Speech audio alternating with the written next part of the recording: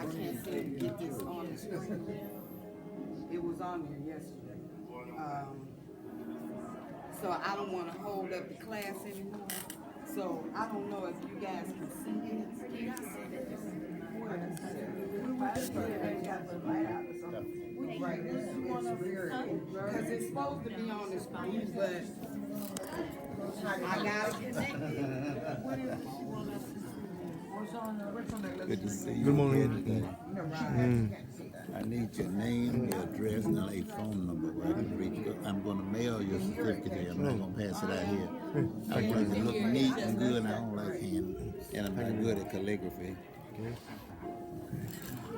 Because now yesterday, we didn't watch a movie. Right. It was sitting on the screen. Yeah.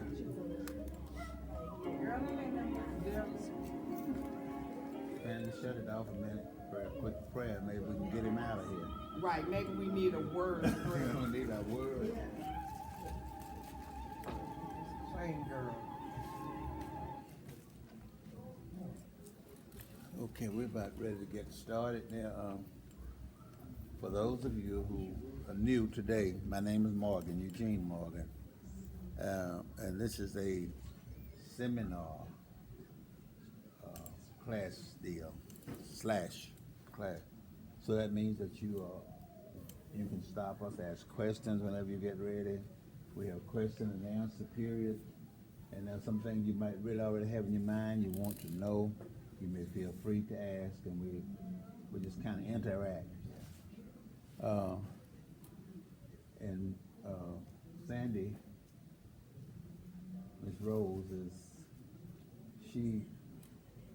what's it called? Video, everything we do so we can have a chronology of what we're doing.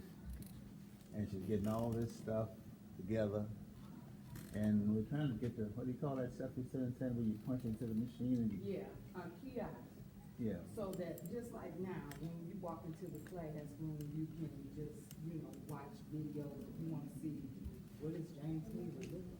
Yeah. How they sound. You'll be able to just go up to the booth and put your headphones on and watch a video or watch it talk. A lot of things that we have here are videos of people that walk with Reverend Cleveland, that knew him, that walked with him, and they have a lot of information to give.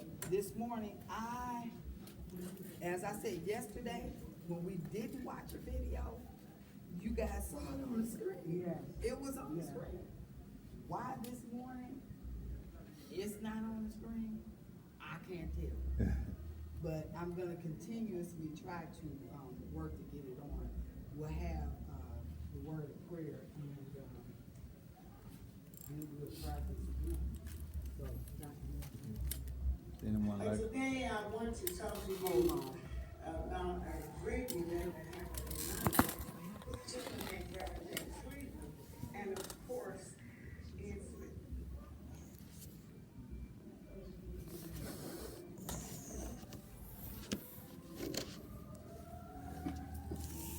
and I'm going to tell you that I have, these are all first timers except for Dr. Hillsman. We want to recognize her. Dr. Joan Hillsman, she's a member of our board of directors, and she walked with Reverend Cleveland. And I have a little setup, it's a tablet. I hook all of this stuff up to the tablet with the HDMI. And this year, as soon as I got here, now I tested all this before I left, of course. As soon as I got here, I said Sunday night, I'm gonna test it out. Tablet, it was a little Android on there, and he fell on his back, and it was a red mark. That means he was dead. So I had to go and borrow this laptop. Made sure it worked yesterday. It worked. Sunday it worked. Yesterday it worked. We're gonna see again today if we can get it, and it's better if you see it on the screen. What we have collected. Again, Dr. Morgan, go ahead. Okay. What we want to do now is invoke the presence of the Lord. He's already here. This is a gospel music workshop, but we don't want, and all we do, we want to include him, because we want this to be successful. And before we leave, I'm not gonna prophesy, but I will say, that screen is gonna pop up. But right now, we're gonna have a prayer by Dr. Joan Hillsman. Now, Dr. Hillsman is not only on our board of directors, she's also one of our academic persons. She helps to run this thing, and she advises the dean and everybody else. She's worked in the public school system in Washington, D.C. for but anyway, she's gonna ask the Lord to come in and help us with this. Thank you. Father God, we thank you for those who have come to study, to show themselves approved, to get information, Lord. We ask you to bless us as you have already done with our needs, the instructors, those that impart knowledge, and that you may go out understanding what it is about this music in culture and academia, and what this music means to us. Gospel, the good news. We ask you just bless this day with strength, health, and all that we need. Thank you for all of the teachers and all of the divisions, all of the board, and everybody that has a hand in this, Lord. We just want to say thank you, and that we all leave saying, didn't our hearts rejoice in knowledge and in truth and in celebration and in praise and worship. In Jesus' name we pray, amen. Amen. And while Reverend Mother was talking, the computer shut down. So the devil is in today. But this class is about the history of the Gospel Workshop of America. Reverend Pender, who was here yesterday, is one of the founding members. She helped to go around church to church and tell people about it. The convention started in 1968, and it started in Detroit, Michigan. There was a board meeting there in March.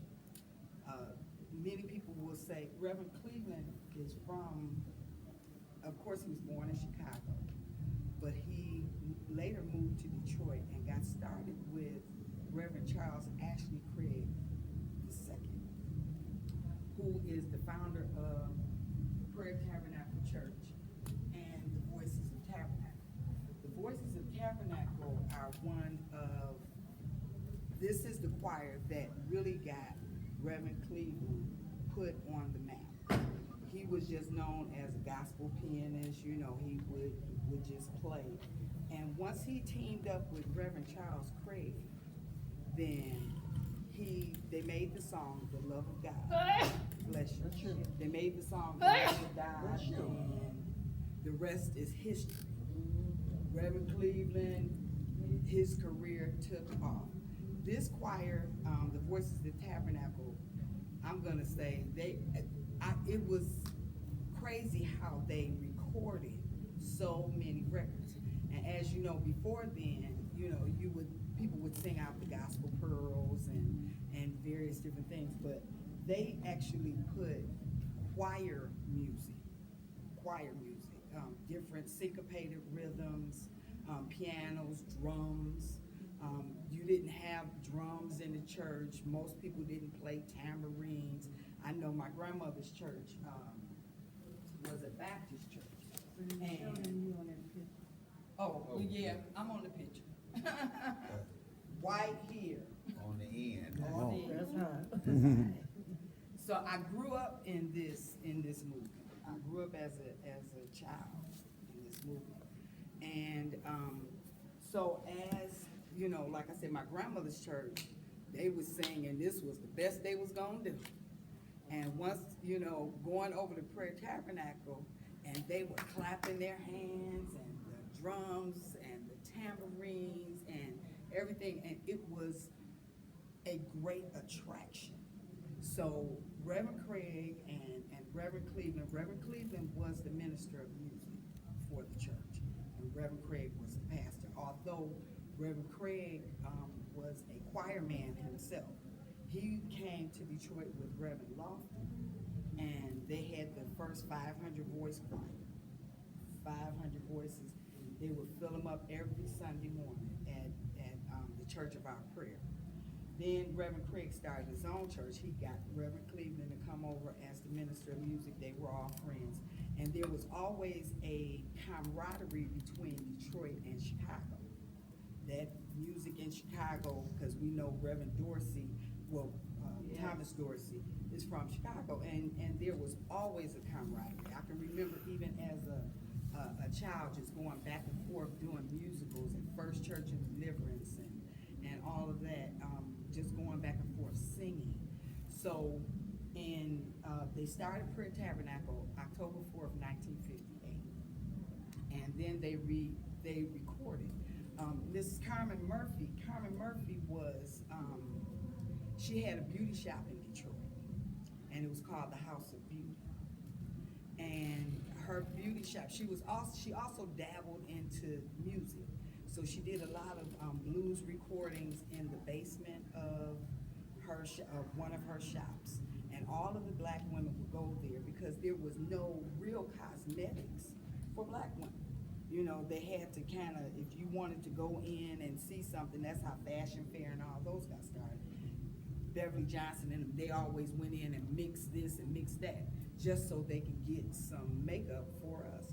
Well, Carmen Murphy did that same thing on a smaller scale in Detroit. She started, and it was called Carmen. Her line of cosmetics was called Carmen, and it was pink, and it, had the little stars on it, And so she went to a Good Friday concert sponsored by the choir, the Voices of Tabernacle. And she saw it and she said, I never seen anything like this. I must record this choir. Got to record this choir. So she had a label, and she worked with Berry Gordy, and he bought one of her labels. So, the labels are, but he bought one of her labels for $1. They worked together.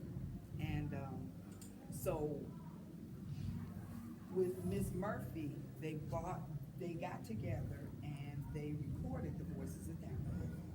And this sound went across the country.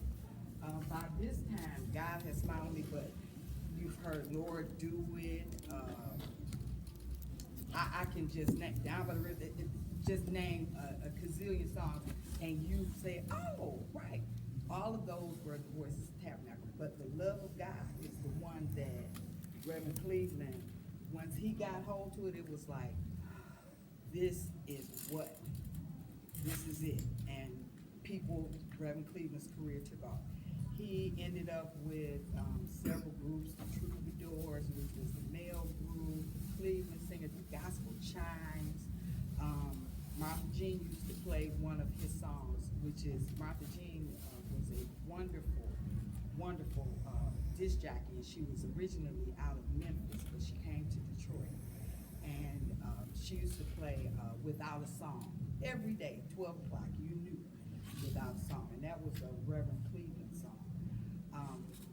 Reverend Cleveland wrote over 400 songs, but with the Voices of Tabernacle, he got started, he launched the careers, Keith Pringle, Hugh LeJean, Hurley. Hugh LeJean is the high voice that you can hear singing on a lot of records. Jesus Will, which now some people take, they were older records, and nowadays, like Anita Wilson came up and she dressed it up a little bit, made a little hit off Jesus Will. She did that a couple years ago, and people still sing, oh yes. Well, that's a James Cleveland song. He wrote over 400 songs. But with this choir, they traveled around the country because, again, they weren't singing these songs. So when there was a guy in our organization called, his name was Dan Underwood. And Mr. Underwood, he would take the records and put them in his trunk and go city to city and distribute these records. But how the convention got started, Reverend Craig, they were sitting in, Elmer Hendricks had a record store, and it was called Elma and Carl's House of Music. And they were sitting around in the record store one day, saying, well, I get a lot of calls, from these pastors asking for musicians, and I don't know, and they said, yeah, we need to start training them. We need to, make sure that they're right, make sure that they can play these songs and blah, blah, blah. So they were sitting around and networking, and also Ed Smith had a flower shop. And Ed Smith, it was called Smith's Flower Shop. Yeah, okay. And while we're sitting here again with technology, this is Ed Smith. Ed Smith had a flower shop, and everybody was on one. Everybody went to the flower shop, whether you wanted flowers or not. You just kind of hung out, because Ed was a very personable guy, and you just kind of hung out at the flower shop. So, Reverend Craig passed away January 2nd, 1968. And they had an election for the church for the pastor, and Reverend Cleveland was one of the three people. It was Reverend Craig, Reverend Wilson, Reverend Craig's brother, Reverend Wilson, and James Cleveland. They were all up for the church. So Reverend Cleveland really, he thought he was gonna get the church, so he moved. Well, he didn't move, but he kind of got the base for the convention in Detroit. So in March of '68, they had the meeting at the London Inn, which was the first, they call it the first board meeting. And it was at the London Inn, which is a hotel in Detroit that was right across the street from Prayer Tabernacle Church. And so they got together, Mr. Ford, you'll see him later on in the week, he'll come down. But all of them got together and they planned this convention with Ed Smith. And the first convention was held in August, in the summer. I believe it was August because it was hot. It was hot. I remember sitting in the church, it was hot. It was at the King Solomon Baptist Church in Detroit, Michigan. And a lot of people came. It was jam and packed. Yes, What year? 1968. That was still 68. Same year that Reverend Craig died. Yeah. And all of this was taking place again. None of these people really knew what they were doing, but they knew that it was something in here that said this is something we got to do. So they went and they did it.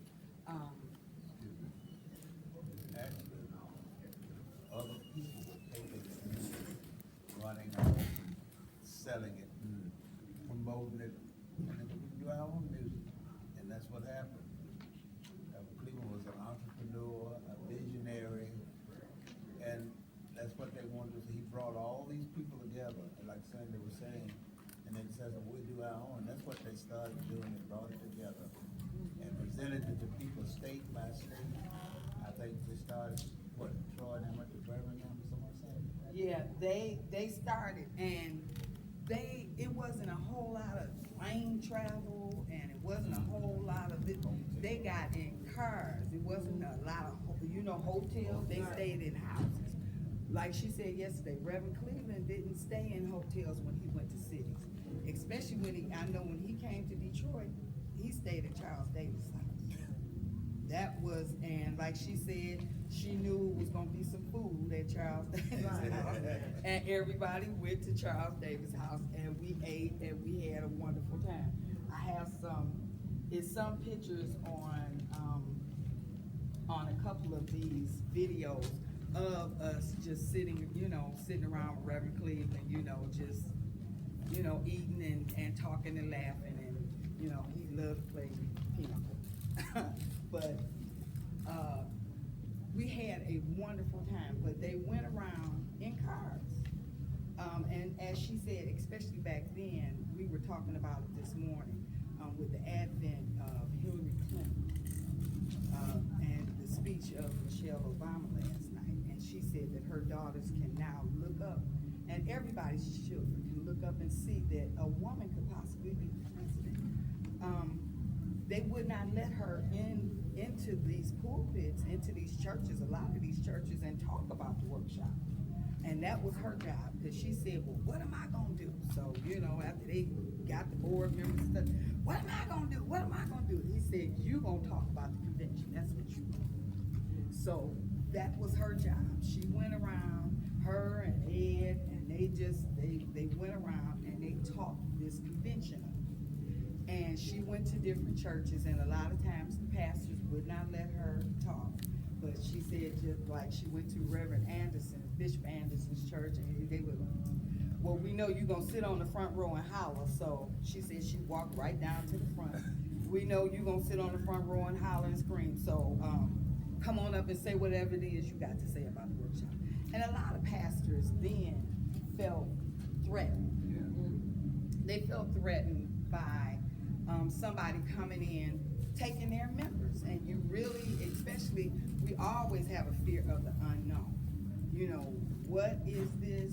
Especially, there's always a little conflict in our churches a lot of times between the music and the pulpit. Because music has a way of drawing people. Music has a way of bringing people together. Yeah, and it's a common bound. And, you know, choir directors, you know, and musicians, ministers of music, really have to be humble, because you can get control of these people, you know, because music is a draw. Music is a drawing force. So these pastors were afraid. They were like, you're not taking my people. And especially coming in, registering, she was talking about one of the pastors yesterday who had a large congregation, very large congregation. And he told, and him and Reverend Cleveland were good friends. And he said, I'm not letting my people come. They giving you $8, you know, to start this, you know, to register for this convention. They don't give me $8. And that's when they said, well, that's a problem. You got a problem if your people can't give you $8. But he said everybody that's coming on this stage is going to register, because we have to, all of this has to be paid for. And back then when we started in churches, but it grew. And Ed had a wonderful, wonderful vision. And Ed grew the convention to hotels. And we were the first real gospel convention like that to even go to hotels. I mean, they were like, hotels? What are y'all talking about? You know? And I remember in 1969, we had the second convention in Philadelphia. Detroit took 21 choirs. We had 21 groups, different community choirs and groups that actually went to the convention. So there was a lot of focus put on it. So at that time, just like you said, it was mostly the choirs from Detroit. But Well, they had been traveling around in distributing the music, but there weren't necessarily chapters at that time, or were there? no, there weren't, not in the beginning. They were developing. And it was choirs from Detroit, but these were people from all over, because in the South, they would travel up, you know, wherever it was. And it's funny how we put so much on technology, and we think that, but somehow the word, we can get that word out, you know, and the word could go from state to state, you know, that telephone would be buzzing and people would do it. Dr. Yes, and so I thought I'd hit on this while she's talking about the early years and it started. I remember when Reverend Cleveland came to Washington, D.C. We were in a studio with Theodore King. Everybody know, many know Theodore King. And I was just a teacher, was not in the workshop. And Theodore King, who passed, was in D.C. and he said, after school, he said, we have Reverend James Cleveland coming. Can you host him? I said, Reverend James Cleveland, you want me to host him? Well, knowing Theodore, he had a motive. He knew that I would be excited and I'd get all the food and everything and be able to entertain. And then, So I came and sat back. He came that night. He said, I'm starting a DC chapter. That's a DC chapter. Tonight I'm here. I'm gonna promote GMWA and this chapter. And he said, I want, first of all, you know, I had a basketball. I want a treasurer. He said, what can you do? Are you in? I said, I'm not in the work. He said, you're in it now. So he started, and we could talk on, just come and they talk. He was saying, my business, I have a platform for everybody where they can come. And we used to sit up all at night, 2 a.m. in the morning, to listen to him. He said, if you judging and think the words they're singing bad, clap hard. He was just down to earth. And in the initial days, and I said, well, I'm doing this workshop, what am I gonna do? And I think it was Dr. Sam, the late Dr. Sam, he said, you go around, or remember the second year, find out who's here can teach. We'll teach. And at 7:30, they come back and we put on that big chalkboard of what classes were offered. Remember Dorgan Neal? Yeah. Dorgan said, I want you to teach 7:30. Well, I was so elated. I thought this was such an honor. I didn't know nobody wanted to get up at 7:30 and teach. So that was the beginning. We've come a long way with his dream, and he wanted this. He wanted people to come and depend on everybody. He wanted them to have a platform, and it is from that very beginning with people, and like Mother here knew him from that level way back, and the historian of that, he would come around and make us feel good. Because although I could play and born in church and everything, I didn't know nothing about really God's music workshop. But he made folk feel comfortable in what he wanted them to do.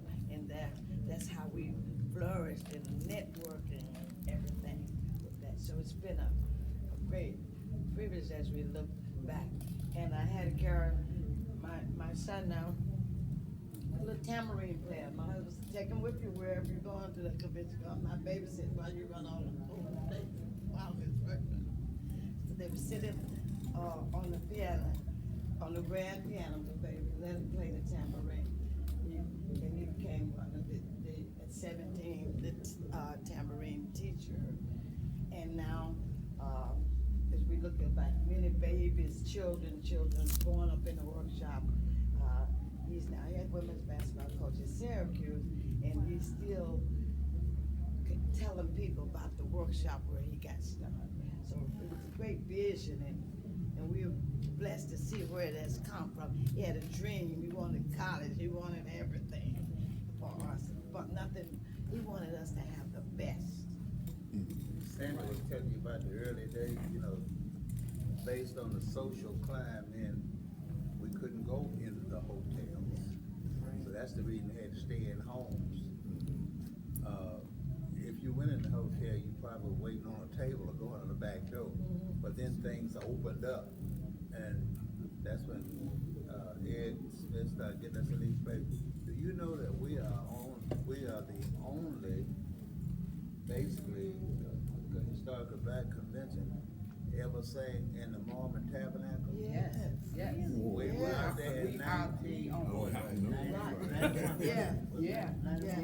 And Right when was after, that? right Yeah, after, Reverend Reverend Cleveland died in Cleveland died. February, and we went to the Mormon Tabernacle and sang, and these people, Yeah, we had the and they convention in Salt enjoyed the Lake. music. They Yes. opened the city up to this group, and they were so happy that we were there, and we were glad to be there. What year was that? Utah? In 91. Was that in Utah? There's a list Yeah. of the years of the convention. If you wanna know like what year the convention was where, the screen, there's a Oh, yeah. chronology, yes, Okay. of what year the conventions were and a few significant things that might have happened during that year. But yes, we were the only group. And they said it. They said it. They said it. They spoke it. They said we were only. And a lot of people didn't, were kinda We didn't nervous wanna go. about We didn't going, wanna go to Salt Lake City. Cause it was like, And we And got on that. on that note, that experience of Mormon Tabernacle, we mixed in. Yeah. We Come, mixed you in, saints, and, everybody. and we did, Come, you did an saints. anthem and everything, and then they had the music there. And one, song we did with the gospel, that we were standing by a fella, he said, "Where are we now?" Because they were there, we said, "We're off the page now." Yeah, right, cause you know, they were used to He singing, said, you know, and where are we? We're at the end. Baby. Where are we? He said, "We're just We off done the gone page." on. And afterwards, he said, "That was neat." Right, and it's amazing that because of this convention, we have things in Detroit where, like the choirs, and they'll get maybe a Donaldville piece. I remember doing Donaldville's music, they scored it for the orchestra. And we would have gospel with the DSO. And it was fantastic. And Reverend Cleveland did an album in 1976, I believe, live at Carnegie. Yeah, yeah, yeah. And it had an orchestra, you know, and the audience was very mixed, you know, and that album was a wonderful selling album, you It was know. so comical. He came back and said, "They come telling me sing this in this key." Nigga, I don't read music, but I know it, and I know what I can play. I know what I hear, and he could play. He didn't just. Right. I don't know. He was a phenomenal. He could play, sing, compose. He could compose a song right there at the piano. Couldn't he, mother? Yeah. He's sitting right there, take three Learn. words, and next thing you know, you got a whole plethora of whatever. We learned songs in the studio and recorded. And I always say he's responsible for these tambourines and things getting up in these churches, like they were saying. Churches didn't want them, the Baptist churches. And the other churches, they were pity-patty a lot of them. The Methodist churches, all of them. Catholic church, you wouldn't dare go ahead with that. No, but now, everybody has a drum, because for that, that's sanctified. And when I was teaching school, I told my kids one day, we were talking about something. A little girl came up, and I said something about the sanctified. You can't be teaching religion. I said, I'm not teaching religion, baby, I'm just saying. I said, what church you go? I don't go to no sanctified, I go to First Baptist. I said, well, it's not sanctified, tell them close the door and you come on out, because sanctified simply means set aside for a holy purpose, that's all it means. I said, now, if there's anything else, close the door, come out, put the locks on, come on out. So she took me back to her palace and said, I hear you been preaching. No, but it's just the truth, but when they finally reveal the truth to them, that's all it means. And see, the Lord gives all of us a portion of whatever His Holy Spirit, He gives it to all of us if we receive it, if we want it. But it operates differently now. He's just that kind of God, big enough to create the universe, but yet small enough to live in your heart. How about that? How about it? You had a question? Well, you kind of answered it, but he wasn't, writing scores for his songs. No. When it was first taught, it was all just It came playing off top of his and head. just memorizing Yeah. the words. Yeah. Did he have someone who was putting it into a Oh, score? yeah, They you know, did. there were always Yeah. people around that were, you know, Score it basically. that Technically, scored, just educated, technically, yeah. doctors in music, people that could just do You could it. ad lib a lot. He Yeah. allowed that freedom in him. Yeah, and he surrounded himself with a lot of people, that were Could put the knowledgeable. compositions down Yes. so that it was recorded. And even with this workshop, it was built as a training. He wanted a traveling school, a school, you know, with educators in the school to actually teach gospel music. So, yeah, he was. Now here's a kicker, and then I'm gonna shut up. Can you imagine a James Cleveland song being played in the First Presbyterian Church in Pontiac, Michigan as an anthem? No way. Oh yeah. Oh yeah. I heard it. This man was sitting right there, he's a member there, and he sent me he said, he said, you're not gonna believe this. He sent me a CD, and they were good. I can't remember what the song, but they did a James Cleveland song as an anthem. And I said, well, you did this? He said, no. The minister of music, this is a lady who was trained in an all-girls convent, Benning, that wasn't Benning. Can't think of the name. They exclude, but not Sweet Friday, but exclusive school. Basically, I would say back in the day, exclusive school for white girls. This lady was trained there. She presented it. She said, and it was wonderful. She said, if people did get it, that they did sing it. It was beautiful, and I listened to it, and it was. It just got all the same though. I said, James Cleveland, we're there. We have arrived. That's a album. Oh, but there was a lot of rote teaching, and everything, Yeah. I wrote teaching, not singers. There were people who could record, who could write it down, Yeah. and who could write it and have documentation. For most of it, you're just saying it. And you get a line, you sing it back, and da-da-da-da-da, and then we go from there. But there were people always who could write the music, because I would write it because, just like on a regular line, this space is what they were doing, although they were teaching at road. And there were people that could do that. He always said that you surround yourself with people, good musicians, and go from there. So that a lot of that is recorded. Like Bishop Jameson was saying Sunday, like we're family. And he surrounded himself with family. Most of the people that are up here were family, and they could do things. Everybody had their own thing to do, just like Elma Hendricks. She was the first president of the women's department, and she had a gospel publishing house, and it was Elma House of Music, and she could publish music. So there were a lot of people that were just around that could do some of the things that you could do. I want to introduce you to Reverend Penny, and she's affectionately known as Reverend Mother. She started out with Reverend Cleveland with the convention, and this is the one I was telling you about. That she said, "What can I do?" And he said, "Talk." You go and you talk about this convention, and that's what she was to do. You want to answer? Good morning. Good morning. Praise God for another day of living. Yes. And to be in another part of this great big world. Yes. I think I'm the only one left from in Detroit that was in one of the initial meetings of putting the workshop together. He was a very unique person. When he came to Detroit, he didn't stay in a hotel. He stayed at one of our board members, we called him brother, his brother. And we would meet there. He loved Faygo Red Pop.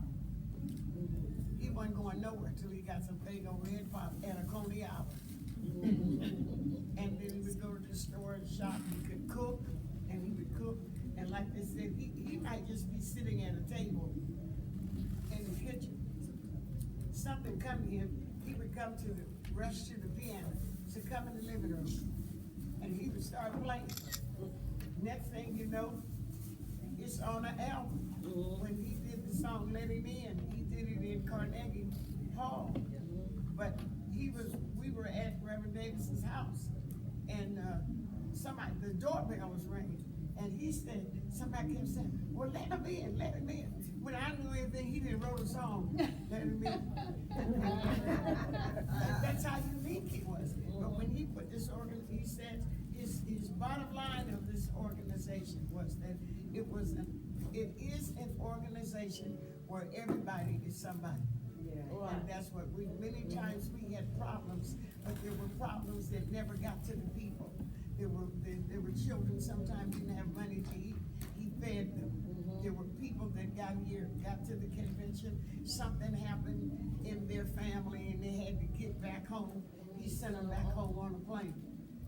He did those kind of things. He walked the halls and shook hands with everybody. And when he was here, we had to, those of us that were officers, we had to stay in the service till it was over at night. And it would be 2 o'clock in the morning. And sometimes he would say the best group we had a group from High Point, North Carolina, the Tommyettes. And we were in Philadelphia at the Met. We were the first to take gospel in there. We were the first to take gospel in Madison Square Garden. Right. We've been to Madison Square Garden. And so when we went into the Met, we were there, and it's a place where they have a lot of things in there, popcorn and pop and stuff that people were eating. And we couldn't stop them because that was their venue of how they made money with their stuff.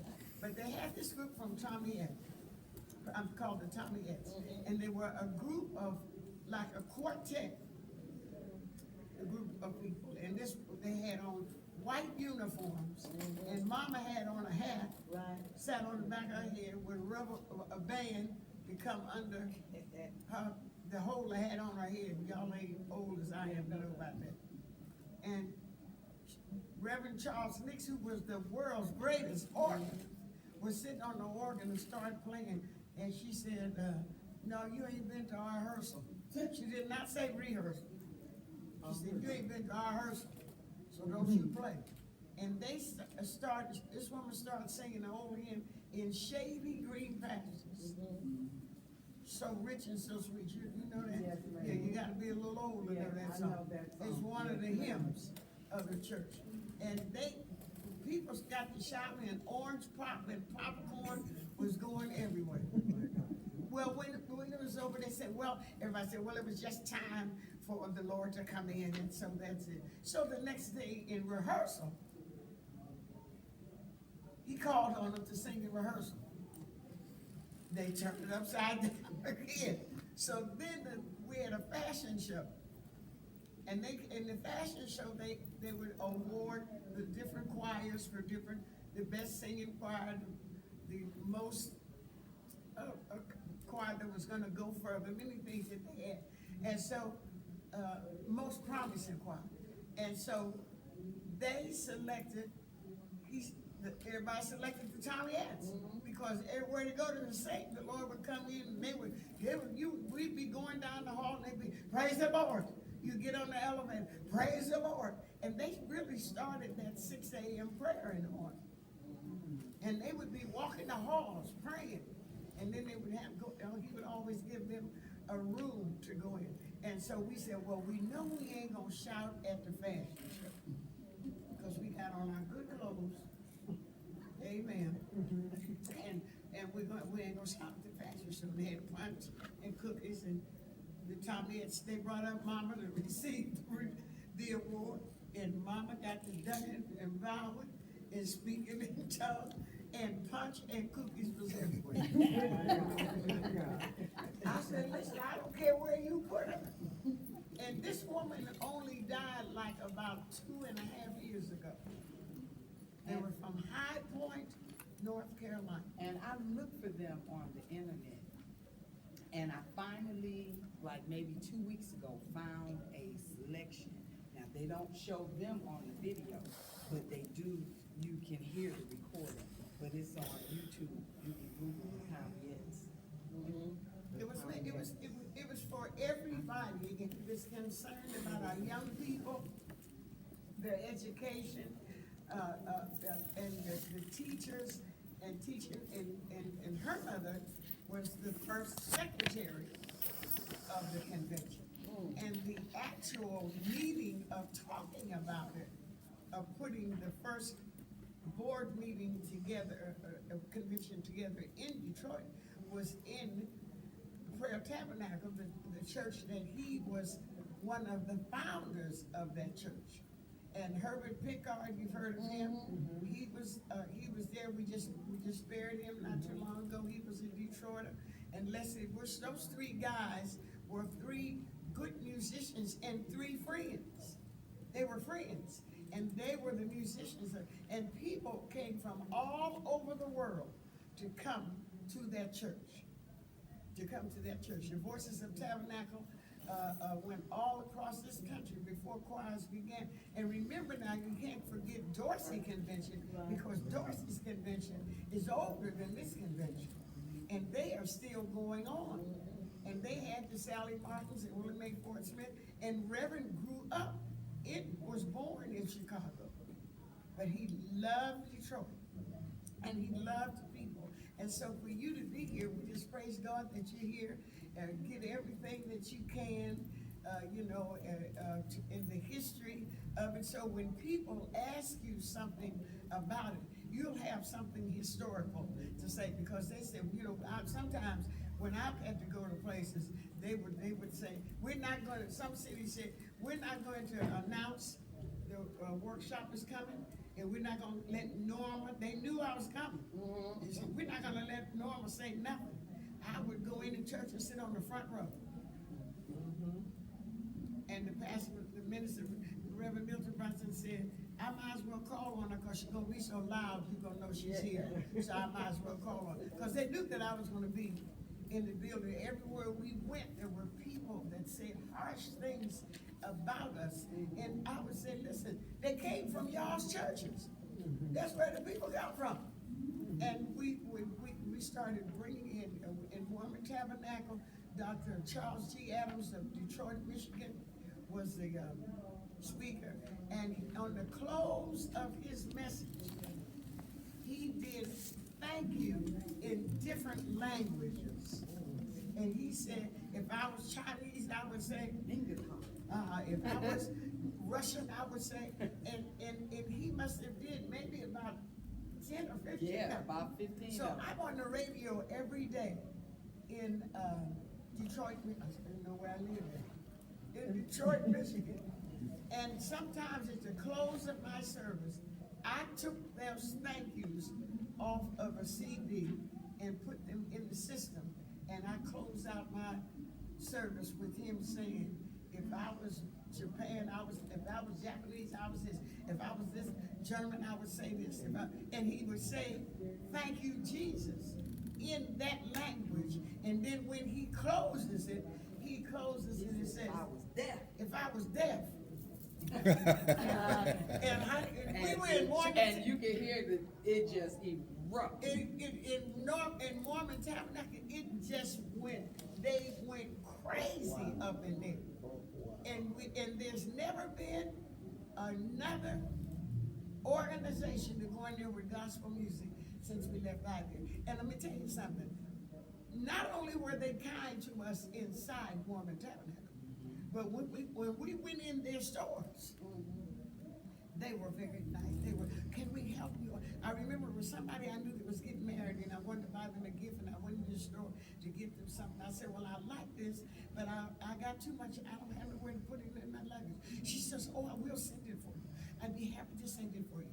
Just let me know where to send it. So I said, well, how much is it going to cost? Oh, it's not going to cost anything. We're just so happy. Well, honey, I went back to the hotel. So if y'all buying anything, you can send it on free. But don't tell them I told them. But in different cities, we couldn't do our communion in Mormon Tabernacle. We couldn't do our communion in there. But when we got inside, now they told them that they could have a ham and organ, because we had to have a ham and organ. And when they said we could have a ham and organ, and of course Dr. Charles G. Adams has a doctorate in anything you can think of. And when he walked in it with all of them, you can tell the colors and know what's what, Right. And it was just that choir, for the first time in the history of music, a Thurston Fraser chorale sang with the Mormon Tabernacle Choir. Yeah, they fed our children every day. And then Donald Vales, Reverend Donald Vales, if any of you remember him, at night took a group of young people out on the street under a street light, and they sang gospel. And we found out, we're looking for the kids, and the kids outside under a street light singing. And the governor heard about it and said, feed them every day. I mean, just things that just, and we had groups that went into cities to go where the homeless people were, to go into areas where they said it was bad and it was dangerous. Our evangelists in every city we went in, they went into those places, and Reverend said, take them something to eat, take them some money, and then they would bring busloads of them into the convention. These people were homeless. They didn't know nothing about no gospel music workshop. When he said James Cleveland, they knew about it, and then they would bring him in for prayer. And I can't remember the city, but one city we were in a place similar to this, and they brought him in, and they stayed in. They got blankets and stuff, and they slept overnight. And now we have, it's called Gmwa service. And before it was called, we just going out, doing mission work. You know, the evangelistic work. Like I said, when we got started, there was really, they were building structure as it went along. It wasn't like, okay, we can look at a manual to see how to start a gospel music convention. There was no manual. They were just, There was doing nothing. it based on your heart. And Based on what the well, heart's saying. excuse me, because you know I'm old, I can't remember. They have to tap me and say, remember this. But in Salt Lake City, the governor had the board of directors at the governor's mansion. Now, you had never heard of nothing like this, but this one important item that I want you to know is that when we started, none of us knew what we were doing.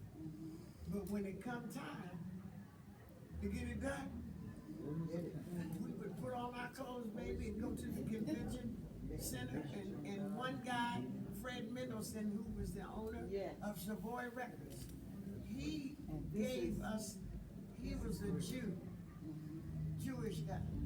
Is that him? Yeah. Yeah, Fred Mendelson.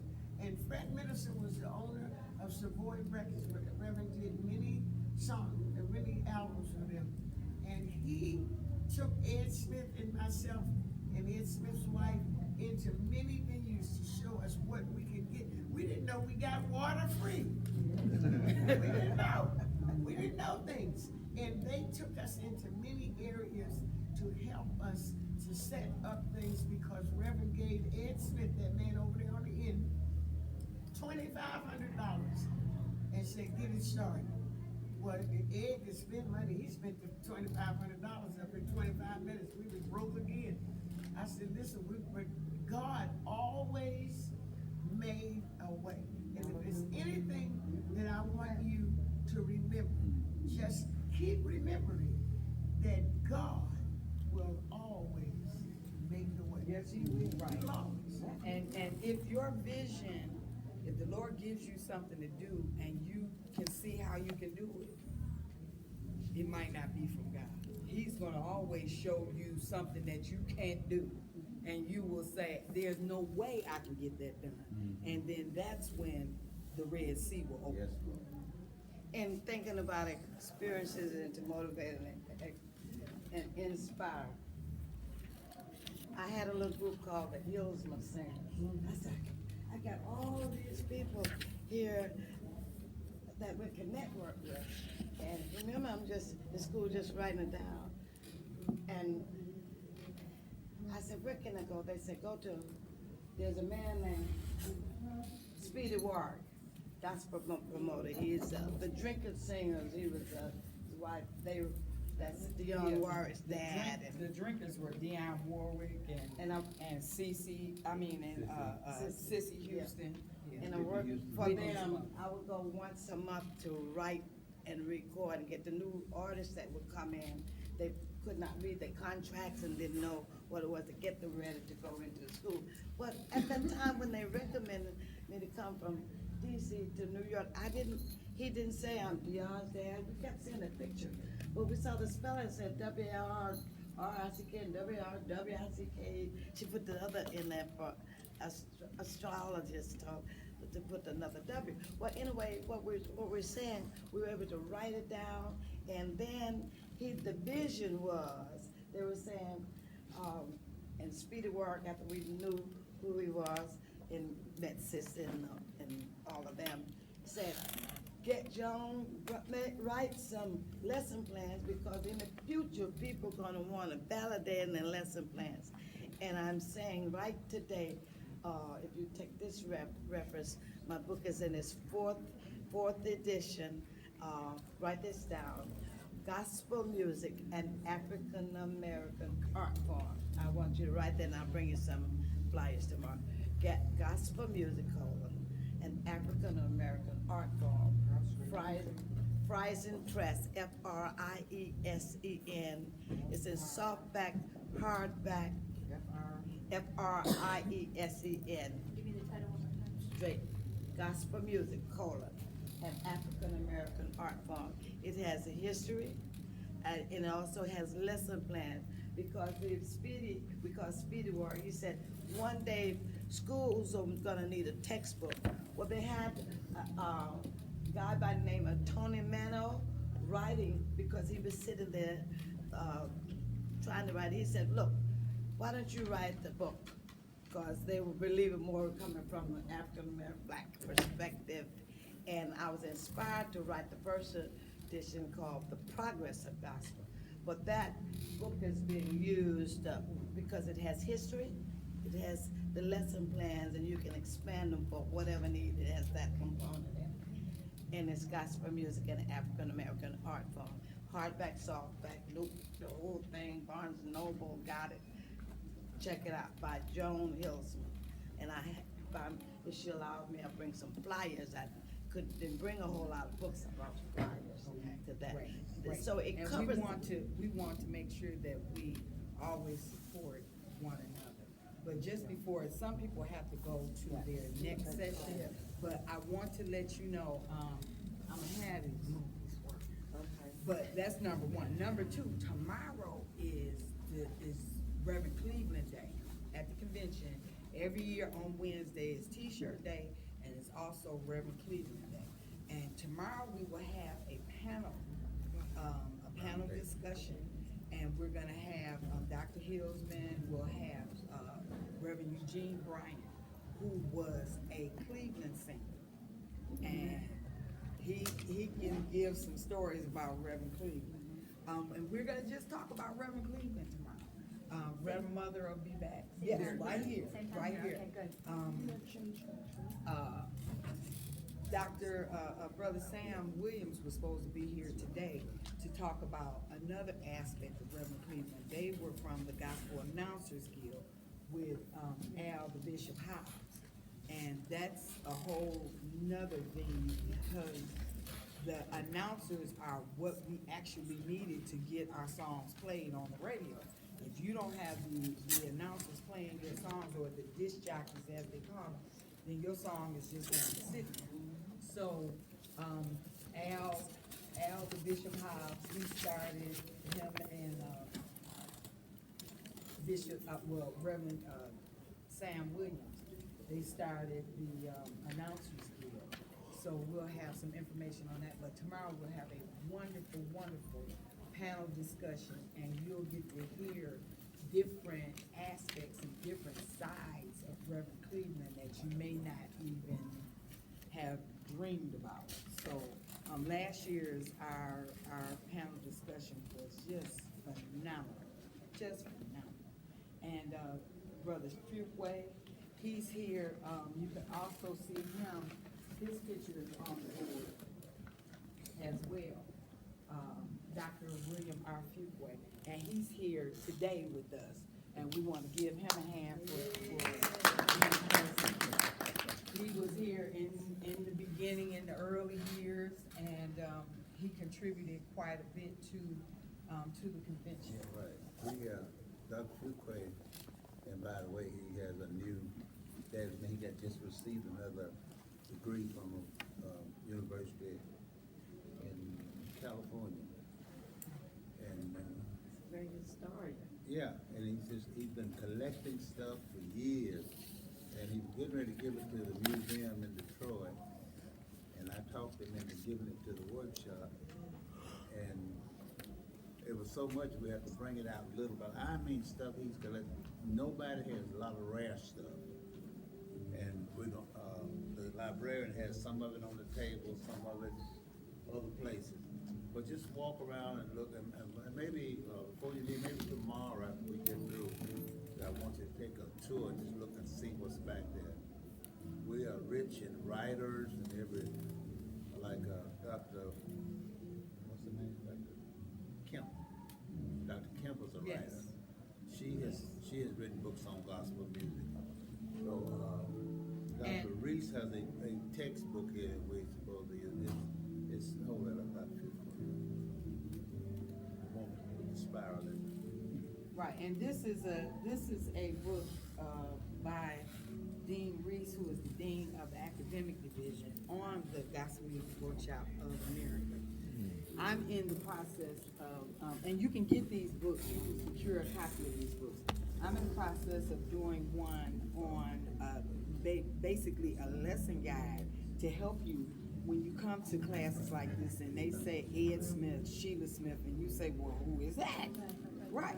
So it will have a page of who Ed Smith is, who Sheila Smith is, who this one was, Charles Fold, who is Charles Fold, and it'll have a page on it. We're starting with the first 25, and then we'll move on, and you'll be able to add to the book every year. So that will be available starting at board meeting, but right after board meeting, when you come next year, you'll be able to get this book, and you can get a book that we're putting together on that. So, Sandra, I've got a question. The woman who was here before, what was her name? that's Reverend Norma Jean Pender.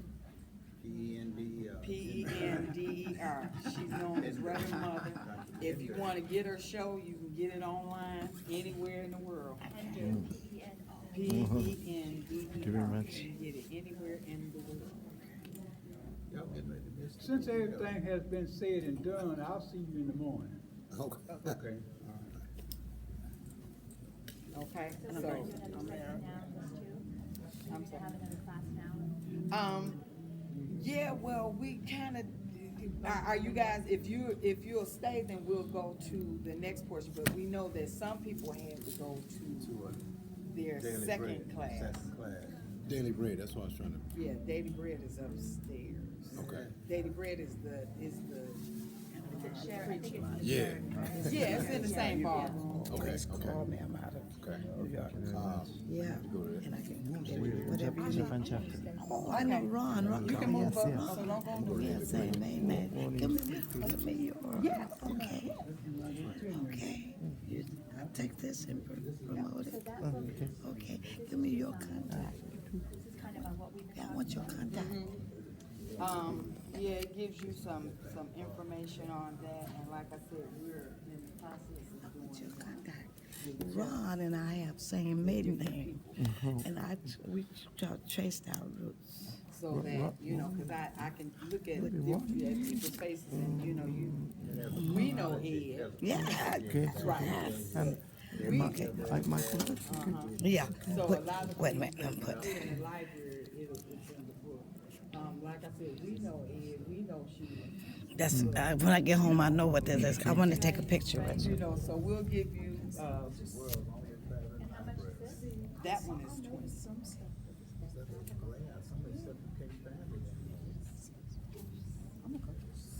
So I have one other question too. So when you talk about a library, do you have a central location where all the historical information is kept? We're the world's only travel Traveling. library. Traveling library. And a lot of the stuff you said we just started, they're gonna digitize Yeah, it. we're eventually. digitizing. We're bringing it down, cleaning it up. 'Cause last year, you'd have had posters like that and all kinds of stuff just sitting all around here.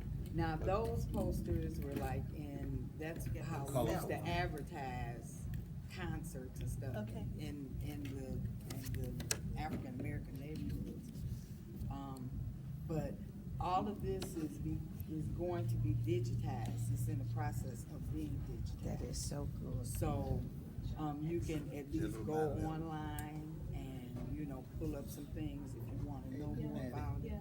You'll be able to go online, so we, So that's have. gonna be through the GMW. And because I was supposed to send Ron some You'll be able to. music and stuff. You with that chapter, I want to send you some music and stuff. But write it. Your mailing address. How I should write it when I mail it. Okay. So that's email. Now, you got a post office box for physical. When I put in the mail, I'm gonna put the physical address. Address when I put on the envelope, so that I can. I'm right. I'm put. You're a chapter rep, right?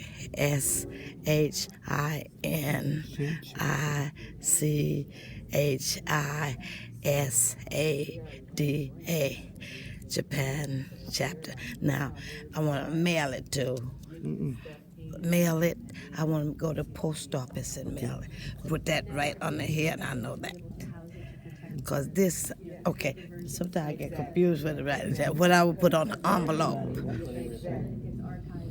What's that say? Okay, that says,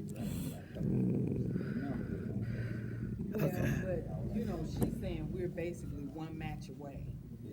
Yeah, certified. You know. That's what I've Yeah, seen if a it lot of burns, it. it's So these gone. You people, one match people are away. quick to get it Once it gets digitalized. burned, it's gone. But you need to preserve, Yes. you need What to you got. preserve that, because that's, again, if stuff crashes, you Yes. still wanna have the hard copy of Right. everything that you can. Yeah. I don't think Yeah. they're throwing away anything. Oh, Yeah. no. Yeah, no. And, you know, like climate control and, Yeah. you know, all of that. Yeah. Because some of this, you know, yeah, exactly, it will. No, because And, it's such a huge, huge part of history, and it's gotta be given the same level of excellence that anything else would, to have it. so that's why we're also doing, Okay. like, You might have to put that on the next line. So, okay, Japan. some of the oral histories. That's 4510051. Okay, let me read this back to you. Oh, bless you. Okay, so it's really gonna be. Is that an 8? No, 3. 3.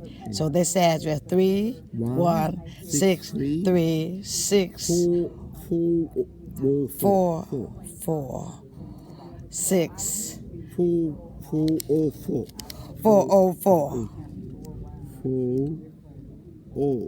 4. Okay. M Noritake. NOV. Ta. Okay. Noritake. Okay, wait a minute. I can get this right. Goes it 3163 404. That's the address, right? N Noritake. No BIC Take. C is that CA? N O NOR. Oh NORI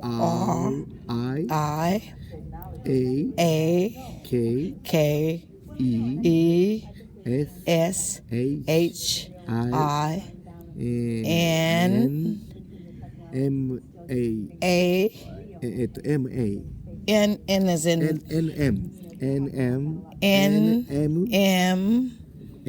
A CH. Okay, I. Okay, do I have to put a comma there? And NISHI, comma,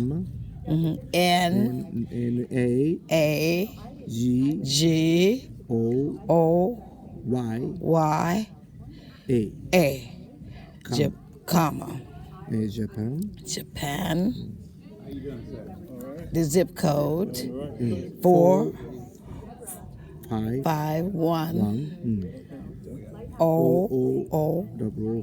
4510051. Okay. And the phone number is No. okay. That's this. Plus 81. That's the phone number. In Japan code plus 81. Do I have to put that on a plus? Put that with that. Okay. Okay. Do I have to put that on an envelope with that? Plus 8. That's the area code. That's the phone number. Yes. Okay. That's a plus. You do a plus, a regular plus. This is a phone. Country code is here. Oh, okay, Japan. that's country code.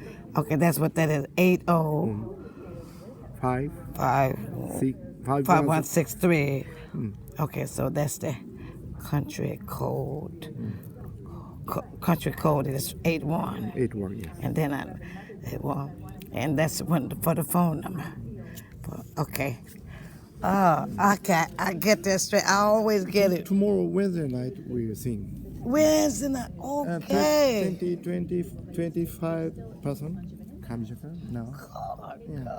good, I good. want people who were there in the beginning and can see now, like, okay, so Coach, I always get what would you do? And should we start email me using some of almost the every day. old methods again? Should we just bring them out of the closet and dust them off and start, traveling again or doing things in a different way? Because like, you can only get so far with Facebook and with Twitter and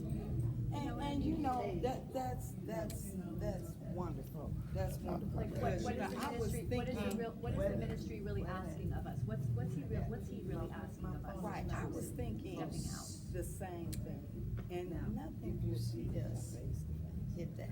I don't think so. And before Okay. they went to the churches, they went to the meetings. We were talking last Now, night, let me and she go said, back and see that you see us. Do you wanna get off your feet for a few minutes? Both of you have Do you a wanna get off circle your around feet? you. "Oh, I'm good," because I sit all the time. Okay. So, I did well. we had, we were talking last night how people would go, like in your chapter, if your chapter was having their day, somebody from the Okay, he's doing a Oh, I selfie. see. All right. to show them Okay, maybe I need to take a and that we were class. supporting what you were doing. And I said, that is Now, all right. Leopard and take a run. Okay. One more. Okay. Then your name card, please. And one more card, please. Oh, yeah, yeah. I got another guy. Another choir that I was in too, I started seeing that too, it's like, communication is so important and having a single purpose is so important. Do you remember our dance day? Yes, this is what we're getting behind, we're spreading the good word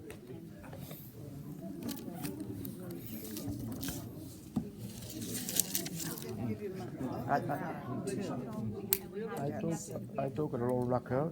Please, the phone call for you. Yeah. Okay. I live in DeWitt, Mobile phone. New York. That's the email. Okay. That's my phone. Your mobile phone. The mobile phone number. Here. No, the mobile phone. Oh, let me get the mobile. That's the one you need. Anytime you need music or anything like that, Wow. but you can feel free to call me. I've been in with them for the night. Sure. Okay, I'm put it here. Yes. I'm on the board of directors. But this is my home card. Now, my mobile phone, see, it doesn't write good on here. 240. Yes. 401 is writing up 3307. Okay. See, this is home and everything, email. And for another rocker. Yeah. Please write. Okay. You please write for long locker. Phone number, Yeah, no. And you for name. for long locker. This card. Send a long locker. You write his name long locker. Oh, yeah, okay. Phone. I'm put on the back. Okay. I tell Ron I'm Dr. Joan Rucker. And I moved from D.C. Hillsman. I call Ron Cuss. Okay. This is my maiden name, Okay. because it's the same as his. Okay. This is your book here. Yes. Okay, Thank thank you you. very much. Yeah.